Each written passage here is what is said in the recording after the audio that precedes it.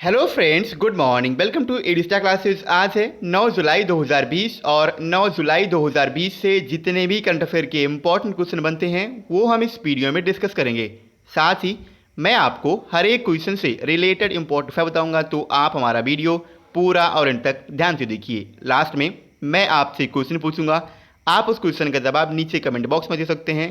साथ ही क्वेश्चन से जुड़ी जितनी भी जानकारी आपके पास अवेलेबल हो, आप उसे नीचे कमेंट बॉक्स में लिखा कीजिए ताकि आपका प्रॉपर तरीके से रिवीजन हो सके।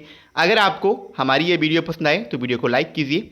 आपके पास जितने भी एजुकेशनल ग्रुप हैं, आप उस ग्रुप में हमारे वीडियो को शेयर भी कीजिए और साथ ही हमारे चैनल एडी स्टार क्लासेस को सब्सक्राइब कीजिए। चलिए शुरू करते हैं आज का अपना सेशन और देखते हैं आज का हमारा पहला क्वेश्चन क्या है। आज का हमारा पहला क्वेश्चन है, हाल ही में प्रधानमंत्री नरेंद्र मोदी ने किस राज्य में एशिया के सबसे बड़े सोलर प्लांट के उद्घाटन की घोषणा की है? तो अभी हाल ही में प्रधानमंत्री नरेंद्र मोदी ने मध्य प्रदेश में एशिया के सबसे बड़े सोलर प्लांट के उद्घाटन की घोषणा की, यानी इस क्वेश्चन का ऑप्शन बी सही है, मध्य प्रदेश।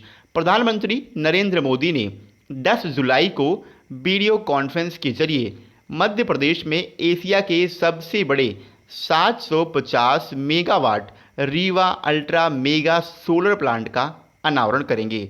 इस प्लांट को मध्य प्रदेश के रीवा जिले में स्थापित किया गया है और जिसकी कुल सौर ऊर्जा क्षमता 750 मेगावाट है। ये आपको याद रखना है। इसके साथ ही यह एशिया का सबसे बड़ा सिंगल साइट सौर ऊर्जा संयंत्रों में से एक है। अब मध्य प्रदेश की बात है तो मध्य प्रदेश, इसकी कैपिटल भोपाल है। मध्य प्रदेश के प्रेजेंट टाइम के चीफ मिनिस्टर हैं शिवराज सिंह चौहान और मध्य प्रदेश की प्रेजेंट टाइम की गवर्नर हैं आनंदीबेन पटेल। इससे पहले मैंने आपको बताया था मध्य प्रदेश के गवर्नर तो हालांकि लालजी टंडन हैं, लेकिन अभी हाल ही में उत्तर प्रदेश की प्रेजेंट टाइम की गवर्नर आनंदीबेन पटेल ने मध्य प्रदेश के गवर्नर का एडिशनल चार्ज खुद ले लिया है। ऐसा क्यों?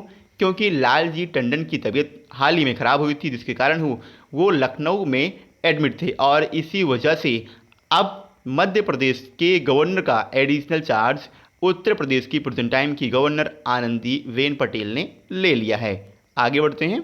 अगला क्वेश्चन है, इंस्टाग्राम पर सबसे ज़्यादा कमाई करने के मामले में कौन शीर्ष पर रहा है? तो अभी हाल ही में एक डाटा जारी हुआ है और जिसके अकॉर्डिंग ड्वेन जॉनसन इंस्टाग्राम पर सबसे ज़्यादा कमाई करने के मामले में टॉप पर रहे हैं, यानी इस क्वेश्चन का ऑप्शन ए सही है, ड्वेन जॉनसन। ड्वेन जॉनसन, आपने इनका नाम सुना होगा, द रॉक। अरे सबसे पहले ये WWE यानी वर्ल्ड वाइड एंटरटेनमेंट में ये एक रेसलर थे और रेसलर से एक्टर बने हुए द रॉक के नाम से मशहूर ड्वेन जॉनसन इंस्टाग्राम पर सबसे ज़्यादा कमाई करने वाले सेलिब्रिटी अब बन गए हैं। इन्होंने कायली जेनर को पीछे छोड़ दिया है, ये आपको याद रखना है, यानी कायली जेनर को पछाड़कर इन्होंने इस उपलब्धि को हासिल किया है और इनके 189 मिलियन आपको रखना है फॉलोअर्स भी हैं, ये आपको याद रखना है। यानी ड्वेन जॉनसन के इंस्टाग्राम का जो इनका अकाउंट है उस पर 189 मिलियन फॉलोअर हैं, जबकि कायली जेनर के 183 मिलियन फॉलोअर हैं। इनके एक पोस्ट के लिए इनको 10,15,000 डॉलर यानी लगभग 7.58 करोड़ रुपए की राशि प्राप्त होती है, ये आपको याद रखना है। अब इनके अलावा भी सबसे पहले फोर्ब्स के द्वारा इन्हें 2019 का हॉलीवुड का सबसे ज़्यादा राशि लेने वाला अभिनेता भी घोषित किया गया था, ये भी आपको याद रखना है। इनके अलावा इस सूची में star football player Cristiano Ronaldo ये भी शामिल हैं और इन्हें इनके हर एक ब्रांड पोस्ट के लिए लगभग 8,89,000 US डॉलर यानी लगभग 6.64 करोड़ रुपए की राशि प्राप्त होती है। किसके? क्रिस्टियानो रोनाल्डो की एक पोस्ट पर, ये आपको याद रखना है। आगे बढ़ते हैं। अगला क्वेश्चन है, किस राज्य सरकार ने दस्तावेजों को स्कैन करने के लिए सेल्फ स्कैन ऐप लॉन्च किया है? अभी हाल ही में पश्चिम बंगाल की प्रेजेंट टाइम की चीफ मिनिस्टर हैं ममता बनर्जी, इन्होंने अपने राज्य में दस्तावेज़ों को स्कैन करने के लिए सेल्फ स्कैन ऐप लॉन्च किया? यानी इस क्वेश्चन का ऑप्शन सी सही है, पश्चिम बंगाल। मैंने आपसे बोला पश्चिम बंगाल की चीफ मिनिस्टर ममता बनर्जी ने सेल्फ स्कैन नामक एक नया मोबाइल एप्लीकेशन लॉन्च किया है और यह एप्लीकेशन डॉक्यूमेंट्स को स्कैन करने के लिए राज्य के सूचना प्रौद्योगिकी विभाग के द्वारा डेवलप किया गया है। अब पश्चिम बंगाल की बात है तो पश्चिम बंगाल, इसकी कैपिटल कोलकाता है और जब भी बात कोलकाता की आती है मैं आपको कोलकाता से जुड़ा एक इम्पॉर्टेंट फैक्ट हमेशा बताता हूँ।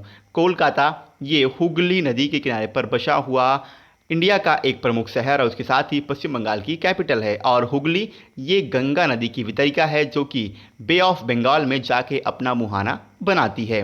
पश्चिम बंगाल की प्रेजेंट टाइम की चीफ मिनिस्टर तो यही हैं ममता बनर्जी और पश्चिम बंगाल के प्रेजेंट टाइम के गवर्नर हैं जगदीप धनखड़। आगे बढ़ते हैं। अगला क्वेश्चन है, कौन भारत के 66वें शतरंज ग्रैंड मास्टर बने हैं? अभी हाल ही में जी आकाश भारत के 66वें शतरंज ग्रैंड मास्टर बने, यानी इस क्वेश्चन का ऑप्शन बी सही है, जी प्रकाश। अब इसकी पुष्टि अंतर्राष्ट्रीय शतरंज महासंघ यानी इंटरनेशनल चेस फेडरेशन, जिसे कि FIDE कहा जाता है, यानी इंटरनेशनल चेस फेडरेशन, इसकी वर्ष 2020 की काउंसिल की दूसरी बैठक में जी आकाश को भारत के 66वें शतरंज ग्रैंडमास्टर के रूप में घोषित किया गया। आकाश ने साल 2012 में राष्ट्रीय खिताब जीता, जिसके बाद इंटरनेशनल मास्टर खिताब भी इन्होंने अपने नाम किया। और इनके साथ साथ एक नाम आपके एग्जाम के पॉइंट ऑफ व्यू से और इम्पोर्टेंट है, जिनका नाम है अमेया ऑडी। अब इनका नाम क्यों इम्पोर्टेंट है? क्योंकि आकाश के साथ साथ गोवा की ये अमेया ऑडी, इन्होंने इंटरनेशनल मास्टर खिताब भी अपने नाम किया था। आगे बढ़ते हैं। अगला क्वेश्चन है, झारखंड की IARI की नई बिल्डिंग का नाम किसके नाम पर रखा गया है? तो अभी हाल ही में श्यामा प्रसाद मुखर्जी के नाम पर झारखंड की IARI की नई बिल्डिंग का नाम रखा गया, यानी इस क्वेश्चन का ऑप्शन ए सही है, श्यामा प्रसाद मुखर्जी। झारखंड में स्थित है IARI यानी इंडियन एग्रीकल्चर रिसर्च इंस्टीट्यूट, जिसे हिंदी में कहते हैं भारतीय कृषि अनुसंधान संस्थान। और इसी भारतीय कृषि अनुसंधान संस्थान के नए प्रशासनिक और शैक्षणिक भवन का नाम भारतीय जनसंघ के संस्थापक स्वर्गीय डॉक्टर श्यामा प्रसाद मुखर्जी की 119वीं जयंती के अवसर पर उनके नाम पर रखा गया है। अब बात आई है श्यामा प्रसाद मुखर्जी की, तो इनका जन्म, ये इम्पोर्टेंट है, इनका जन्म 6 जुलाई 1901 को एक बंगाली परिवार में हुआ था और इनके पिता आशुतोष मुखर्जी ये कलकत्ता हाई कोर्ट के न्यायाधीश थे। आगे बढ़ते हैं। अगला क्वेश्चन है, किस पेमेंट्स बैंक ने भविष्य नामक बचत खाता सेवा की शुरुआत की है? अभी हाल ही में फिनो पेमेंट्स बैंक ने भविष्य नामक एक बचत खाता सेवा की शुरुआत की, यानी इस क्वेश्चन का ऑप्शन सी सही है, फिनो पेमेंट्स बैंक।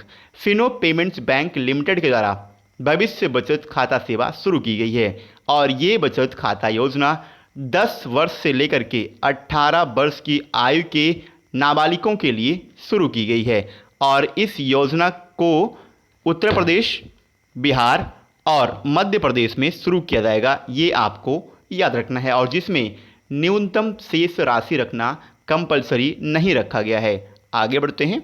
अगला क्वेश्चन है, भारत ने किस देश के कोस्ट गार्ड के साथ समुद्री संबंधों को बढ़ावा देने के लिए एक MOU पर हस्ताक्षर किया है? तो अभी हाल ही में इंडिया ने इंडोनेशिया के कोस्ट गार्ड के साथ समुद्री संबंधों को बढ़ावा देने के लिए एक MOU पर हस्ताक्षर किया है, यानी इस क्वेश्चन का ऑप्शन बी सही है, इंडोनेशिया। भारतीय तटरक्षक बल यानी इंडियन कोस्ट गार्ड और इंडोनेशियाई तटरक्षक बल बकामला RI के बीच में समुद्री संबंधों को बढ़ावा देने के लिए समुद्री सुरक्षा और बचाव पर एक MOU पर हस्ताक्षर किया गया है।